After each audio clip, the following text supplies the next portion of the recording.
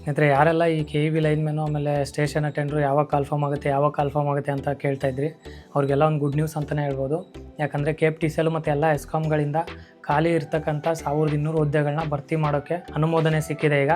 ಹೌದು ಸ್ನೇಹಿತರೆ, ಯಾರ್ಯಾರು ಆಸಕ್ತರಿದ್ದೀರಾ, ಇದು ನೇರ ನೇಮಕಾತಿ ಆಗಿರೋದ್ರಿಂದ ಫಿಸಿಕಲ್ ಟೆಸ್ಟ್ ಇರುತ್ತೆ. ಅದೇ ಥರ SSLCಲಿ ನಿಮ್ಮದು ಪರ್ಸೆಂಟೇಜು ಜಾಸ್ತಿ ಆಗಿರಬೇಕು. ತುಂಬ ಜನ ಮೆಸೇಜ್ ಮಾಡ್ತಾಯಿದ್ರಿ, ಸರ್ ಯಾವಾಗ ಕಾಲ್ಫಾರ್ಮ್ ಆಗುತ್ತೆ, ಕ್ವಾಲಿಫಿಕೇಷನ್ ಏನೇನು ಅಂತ ತುಂಬ ಜನ ಕೇಳ್ತಾಯಿದ್ರಿ. ಸೊ ಇದ್ರದ್ದು ಫುಲ್ಲು ಕಂಪ್ಲೀಟ್ ಡೀಟೇಲ್ಸು ಈ ವಿಡಿಯೋದಲ್ಲಿ ನಿಮ್ಗೆ ಹೇಳ್ತೀನಿ.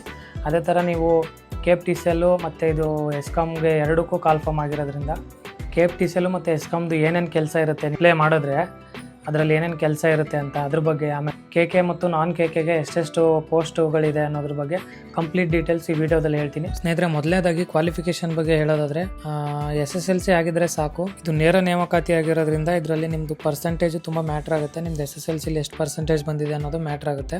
ಸ್ನೇಹಿತರಲ್ಲಿ ನೀವು ಇಲ್ಲಿ ನೋಡ್ತಿರ್ಬೋದು, KPTCL ಮತ್ತು ಎಲ್ಲ ಎಸ್ಕಾಮ್ಗಳಲ್ಲಿ ಖಾಲಿರುವ ಹುದ್ದೆಗಳನ್ನು ನೇರ ನೇಮಕಾತಿ ಮಾಡುವ ಮೂಲಕ ಭರ್ತಿ ಮಾಡಲು ಸಹಮತಿ ಕೋರಿರುವ ಕುರಿತು ಅಂತ ಹೇಳಿದ್ದಾರೆ.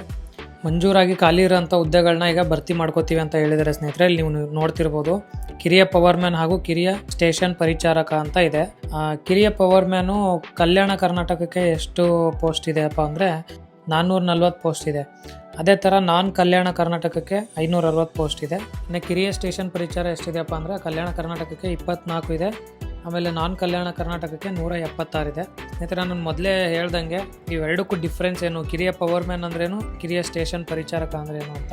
ಸ್ನೇಹಿತರೆ, ನಮ್ಮಲ್ಲಿ KEBಲಿ ಮೊದಲು KEB ಅಂತ ಒಂದೇ ಇದ್ದಿದ್ದು. ಅದಾದಮೇಲೆ ಅದು ಚೇಂಜ್ ಆಗಿ ಜನ್ರೇಷನ್ನು, ಟ್ರಾನ್ಸ್ಪೋರ್ಟೇಷನು, ಆಮೇಲೆ ಡಿಸ್ಟ್ರಿಬ್ಯೂಷನು, ಈ ಥರ 3 ಸಪ್ರೇಟ್ ಆಗಿದೆ.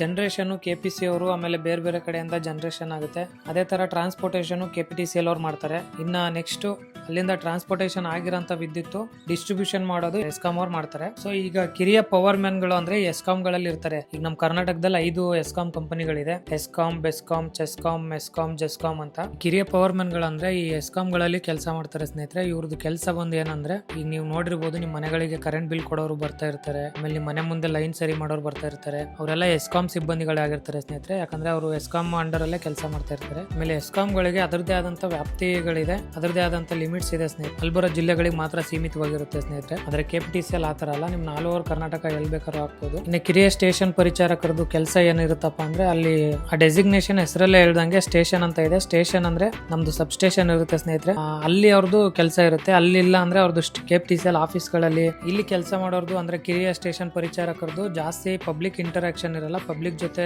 ಇಂಟರಾಕ್ಷನ್ ಇರಲ್ಲ. ಅವ್ರದ್ದು ಏನಿದ್ರು ಸ್ಟೇಷನ್ ಆಯ್ತು, ಆಮೇಲೆ ಅವ್ರ ಲೈನ್ ಆಯ್ತು, ಅಷ್ಟೇ ಇರುತ್ತೆ. ಮೇಜರ್ ಆಗಿ ಇವೆರಡರದ್ದು ಡಿಫ್ರೆನ್ಸ್ ಏನಪ್ಪಾ ಅಂದ್ರೆ, ಅವ್ರದ್ದು ಟ್ರಾನ್ಸ್ಮಿಷನ್, ಇವ್ರದ್ದು ಡಿಸ್ಟ್ರಿಬ್ಯೂಷನ್. ಅಂದ್ರೆ ಸ್ಟೇಷನ್ ಅವ್ರದ್ದು ಟ್ರಾನ್ಸ್ಮಿಷನ್, ಕಿರಿಯ ಪವರ್ಮ್ಯಾನ್ ಅಂದ್ರೆ ಡಿಸ್ಟ್ರಿಬ್ಯೂಷನ್ ಇದಕ್ಕೆ ಬರ್ತಾರೆ. ಇದ್ರ ಜೊತೆಗೆ ಇನ್ನೊಂದು ಮೇನ್ ಡಿಫ್ರೆನ್ಸ್ ಏನಪ್ಪಾ ಅಂದ್ರೆ, ಕಿರಿಯ ಪವರ್ಮ್ಯಾನ್ ಗಳಿಗೆ ಜಾಸ್ತಿ ಪಬ್ಲಿಕ್ ಇಂಟರಾಕ್ಷನ್ ಇರುತ್ತೆ, ಆದ್ರೆ ಸ್ಟೇಷನ್ ಪರಿಚಾಲಕರಿಗೆ ಜಾಸ್ತಿ ಅಷ್ಟೊಂದೇನಿರಲ್ಲ. ಸೊ ನಿಮ್ಗೆ ಈ ಎರಡು ಕೆಲಸದ ಬಗ್ಗೆ ಬ್ರೀಫ್ ಆಗಿ ಹೇಳಿದೀನಿ. ನಿಮ್ಗೆ ಯಾವ್ದಿದ್ರಲ್ಲಿ ಸೂಟೇಬಲ್ ಆಗುತ್ತೆ, ನಿಮ್ಗೆ ಯಾವ್ದಿದ್ರಲ್ಲಿ ಕನ್ವೀನಿಯಂಟ್ ಇದೆ, ಅದಕ್ಕೆ ನೀವು ಅಪ್ಲೈ ಮಾಡ್ಬೋದು. ಇದೇ ಥರ ಇನ್ಫಾರ್ಮೇಟಿವ್ ವಿಡಿಯೋ ಬೇಕು ಅಂದರೆ ಸ್ನೇಹಿತರೆ, ನಮ್ಮ ಚಾನಲ್ನ ಸಬ್ಸ್ಕ್ರೈಬ್ ಮಾಡ್ಕೊಳ್ಳಿ. ಈ ವಿಡಿಯೋ ನಿಮ್ಗೆ ಇಷ್ಟ ಆದರೆ ವಿಡಿಯೋನ ಲೈಕ್ ಮಾಡಿ, ಶೇರ್ ಮಾಡಿ. ಹಾಗೆ ನಮ್ಮ ಚಾನಲ್ನ ಸಬ್ಸ್ಕ್ರೈಬ್ ಮಾಡ್ಕೊಳ್ಳಿ, ಆ ಬೆಲ್ ಬಟನ್ನ ಪ್ರೆಸ್ ಮಾಡಿ. ಯಾಕಂದರೆ ನೆಕ್ಸ್ಟ್ ನಾನು ಯಾವುದೇ ವಿಡಿಯೋ ಅಪ್ಲೋಡ್ ಮಾಡಿದ್ರು ನಿಮಗೆ ಫಸ್ಟು ನೋಟಿಫಿಕೇಶನ್ ಬರುತ್ತೆ.